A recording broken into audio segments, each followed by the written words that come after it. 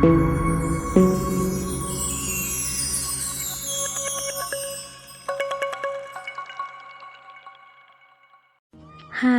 പാല് തിളപ്പിക്കുന്നത് കണ്ടിട്ട് ചായ വെക്കാനെന്ന് തെറ്റിദ്ധരിക്കണ്ട കേട്ടോ.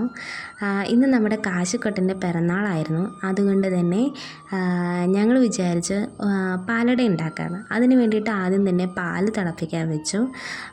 പാല് നന്നായിട്ട് തിളച്ച് വരുമ്പോഴേക്കും ഞാൻ അപ്പുറത്ത് തന്നെ ഒരു കുക്കറിനകത്ത് അട വേവിക്കാനും വെച്ചിട്ടുണ്ടായിരുന്നു.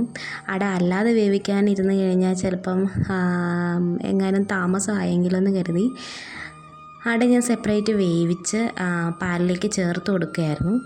അങ്ങനെ അട ചേർത്തതിന് ശേഷം നന്നായിട്ട് അടി ചേർത്ത് ഇളക്കി കൊടുത്തോണ്ടേയിരുന്നു.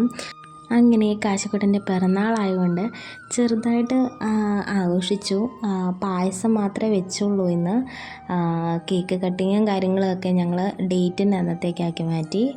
അങ്ങനെ ഞങ്ങൾ പായസം അത്യാവശ്യം എല്ലാവരെയും വിളിച്ച് കൊടുക്കാം എന്നൊക്കെ കരുതി പായസം ഇങ്ങനെ തയ്യാറാക്കിക്കൊണ്ടിരിക്കുകയായിരുന്നു. പാട കെട്ടാതിരിക്കാനായിട്ട് ഇടയ്ക്കിടയ്ക്ക് ഇങ്ങനെ ഇളക്കി കൊടുത്തുകൊണ്ടേ ഇരിക്കണമായിരുന്നു. അതിനിടയ്ക്ക് എന്നെ കാശിക്കുട്ടനും ഒക്കെ വന്നെന്നെ ഇങ്ങനെ അങ്ങോട്ടും ഇങ്ങോട്ടും ഒക്കെ വിളിക്കുന്നുണ്ടായിരുന്നു. ഞാൻ ഇടയ്ക്കൊക്കെ അങ്ങോട്ട് ശ്രദ്ധ പോകുമ്പോഴേക്കും ഇടയ്ക്ക് പാട കെട്ടാറാകുമ്പോഴേക്കും ഓടി വന്ന് വീണ്ടും ഇളക്കും. അങ്ങനെ ഞാൻ ഇളക്കി ഒരു കുറുക്കി എടുക്കുന്നുണ്ട്. അങ്ങനെ നമ്മുടെ കാശിക്കുട്ടൻ്റെ 3 വയസ്സ് തികഞ്ഞിരിക്കുകയാണ്. പിറന്ന ആൾ വെച്ചിട്ട് ഇന്ന് ഡേറ്റ് ആകുന്നേ ഉള്ളൂ. സെപ്റ്റംബർ 2-ാം തീയതിയാണ് ഡേറ്റ് വരുന്നതേ ഉള്ളൂ. അപ്പോൾ ആൾക്ക് പായസം ഭയങ്കര ഇഷ്ടമാണ്. അതുകൊണ്ട് ഇന്ന് പായസം വെച്ച് രാവിലെ അമ്പലത്തിൽ പോയി വഴിപാടൊക്കെ കഴിച്ചു. അങ്ങനെ ഞങ്ങൾ ഹാപ്പി ആയിട്ടിരിക്കുമായിരുന്നു. അങ്ങനെ കാശി നല്ല കളിയിലും സ്കൂൾ വിട്ട് വന്നിട്ട് ആൾക്ക് കളിയും ബഹളമൊക്കെ ആയിട്ട് അങ്ങനെ ഇരിക്കുന്നു. പിന്നെ ഞാൻ പായസം കുറുകി വരുന്നുണ്ടോ എന്നിങ്ങനെ നോക്കിയപ്പം ഏറെക്കുറെയൊക്കെ കുറുകി വരുന്നുണ്ടായിരുന്നു. അങ്ങനെ പായസം റെഡി ആയിക്കൊണ്ടിരിക്കുമായിരുന്നു. പിന്നെ കുറേ നേരം കാശിക്കുട്ടനും വന്ന് നോക്കി നിന്നു. കിസ്മിസും ഒക്കെ വറക്കുമ്പോഴേക്കും അതൊക്കെ വന്ന് കഴിക്കാനായിട്ട് ഭയങ്കര ഇഷ്ടമാണ് ആൾക്ക്. അതിന് വേണ്ടിയിട്ട് അടുത്ത് കൂടിയിട്ടുണ്ടായിരുന്നു. പിന്നെ ഇപ്പം ഏകദേശം പായസം ഒന്ന് സെറ്റായി വന്നപ്പോഴേക്കും ഞാൻ തൊട്ടപ്പുറേ തന്നെ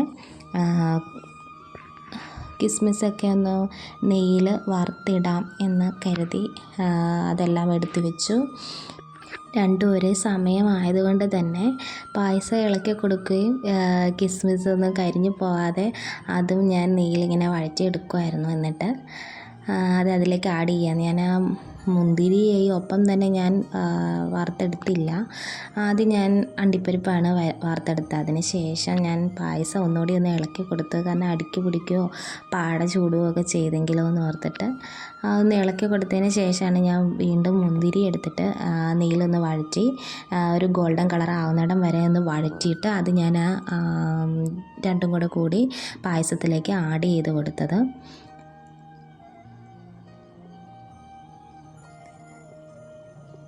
മുന്തിരി വഴറ്റുമ്പോൾ തന്നെ നല്ല ഒരു ഗോൾഡൻ കളർ ആവുകയും ചെയ്യും. ഒരുമാതിരി നന്നായിട്ട് വീർത്ത് വരികയും ചെയ്യും.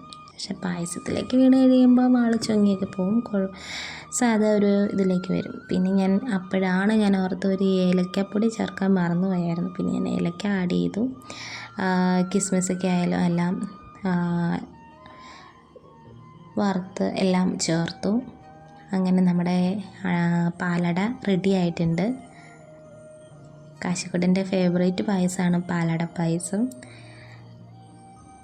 അങ്ങനെ ഫൈനലി പായസം റെഡിയായി.